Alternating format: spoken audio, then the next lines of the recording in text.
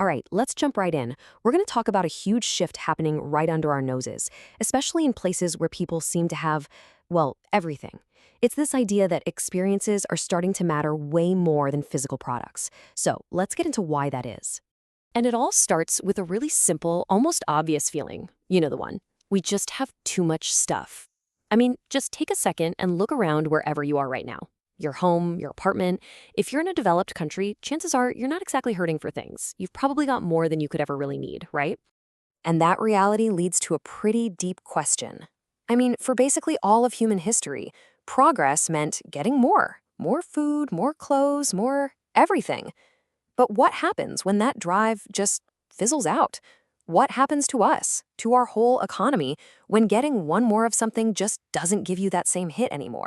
Okay, so that question sets us up perfectly for our first big idea here. What the source material for this calls the problem of plenty. We're going to look at the really weird side effects of living in a world where we're just saturated with stuff. Think about it like this. For almost all of time, we operated in a scarcity economy. The main goal? Get the things you need to survive. Stuff was rare and you needed it. Simple.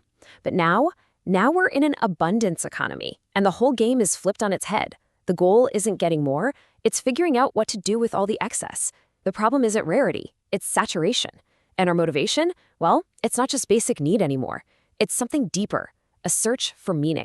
And you don't have to look far to see the proof. I mean, basic goods just aren't scarce for a lot of us anymore. We own way more than we need. This is why you see this absolute explosion in secondhand markets. We're all trying to get rid of our old stuff to make room for new stuff. It's gotten so extreme that some countries literally export their used goods because they've run out of room. We're overflowing. So, this whole journey, from wanting stuff to being totally buried in it, it has some really interesting and maybe unexpected effects on our culture. So let's talk about minimalism for a second. We tend to see it as, this trendy aesthetic or this conscious rejection of being wealthy. But what if that's not it at all? What if minimalism isn't anti-wealth? What if it's the single most logical reaction to being drowned in too much? Think about it. When you can have basically anything you want, the appeal of getting just one more thing, it kind of loses its magic, doesn't it? And this right here is the real turning point. If buying more stuff isn't the answer anymore, if that thrill is gone, then what is? What do we start chasing instead? What fills that gap? Well, the answer, it turns out, lies in this really powerful idea. This isn't just about physical objects. It's about something much deeper, the growing gap between knowing something and actually experiencing it. Yeah, this quote just hits the nail on the head, doesn't it? People know many things, yet they have not lived many things. I mean, we are drowning in information. You can pull up facts about any topic, any place on Earth in seconds. But how much of that is real to you? How much of it have you actually lived versus just read about? How much is just data, and how much is real lived-in wisdom? Let's put these two side by side. On one hand, you have knowing. That's just information, data. And today, that is everywhere. It's super abundant, basically free. But on the other hand, you have experiencing, the stuff that gives you actual wisdom, that changes your perspective. That is rare.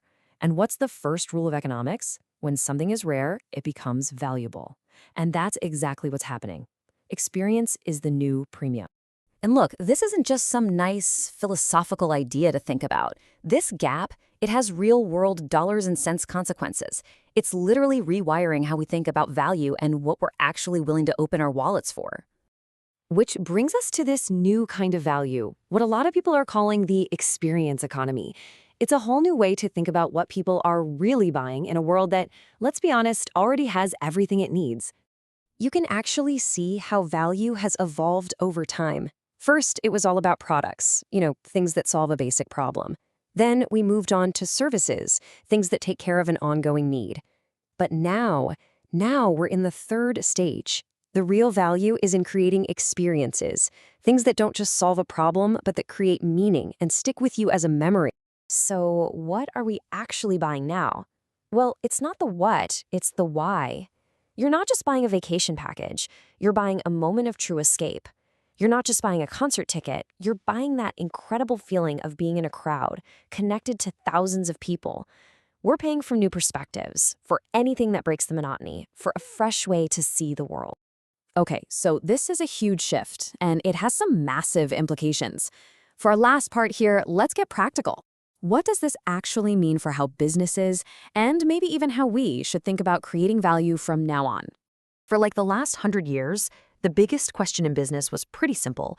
What product should we sell? Right? Success meant making a better gizmo, a faster car, a cheaper whatever. It was straightforward. But that question is getting old fast. The new question, the one that really matters now, is what experience are we offering? It's all about the intangible. What feeling are you creating? What memory are you leaving people with? The product? That's just the souvenir you take home from the real thing, which is the experience itself. And really, this is the big takeaway. In societies like ours, where most people have their basic needs covered, the future of growth isn't about accumulating more stuff to put in our garages. It's about designing experiences that live in our heads and in our hearts. It's about creating value that you can't box up and ship. So I'll leave you with this final thought to chew on. If the whole economy is shifting to prize unique experiences and hard-won wisdom, what does that mean for your value? In a world that's starting to care more about what you've lived than what you own, what experiences are you bringing to the table?